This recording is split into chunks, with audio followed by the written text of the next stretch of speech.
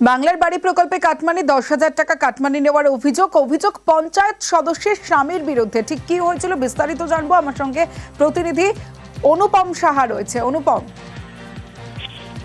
দেখো, এই বাংলার বাড়ি আবাস যোজনার কাটমানির টাকা নিয়ে আবার ফেরত দেওয়ার অভিযোগ উঠল স্বরূপনগরের বাঁকড়া গোকুলপুর পঞ্চায়েত 223 নম্বর বুথের যিনি ওখানকার মেম্বার তার স্বামীর বিরুদ্ধে।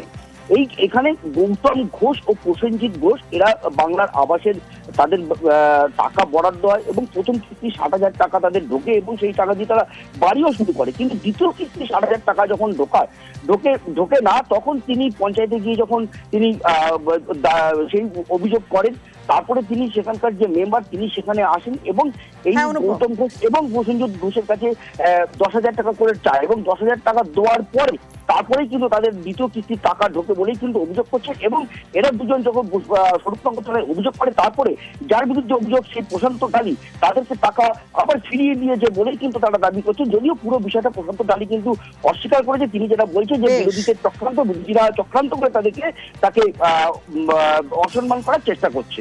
বেশ, দ্বিতীয় কিস্তির টাকা নিতে গিয়ে বলছে আমার টাকা দিতে হবে, নয়তো ঘর করবো না। গরিব মানুষ, তা সত্ত্বেও ওরা বলছে টাকা 10,000 দিতে হবে, আমি দেবো না। তাই বলেছিলাম ঠিক আছে আমি দেবো, আমার টাকা ঢুকিয়ে দাও, আমি দেবো। আমি সুশান্ত ডালিকে বললাম যে তোমরা টাকা নিচ্ছ, পরবর্তীকালে কিছু হলে যেন আমাকে বলো না, আমি কিন্তু ওপর মহলে জানাবো। স্বরূপনগর থানায় আমি অভিযোগ করেছি। ষড়যন্ত্র আমাদের ভিতরে দুটো পার্টি চলে, ষড়যন্ত্র চলে। কোনো বুথ আছে তাদের এই যে ঘরগুলো হচ্ছে না, আমি তাদের ওই ঘরগুলো কোনোভাবে করানোর চেষ্টা করি গরিব মানুষ হিসেবে। তাহলে যারা অভিযোগ করছে এটা কি মিথ্যে অভিযোগ করছে? আমি তো তাই ভাবো,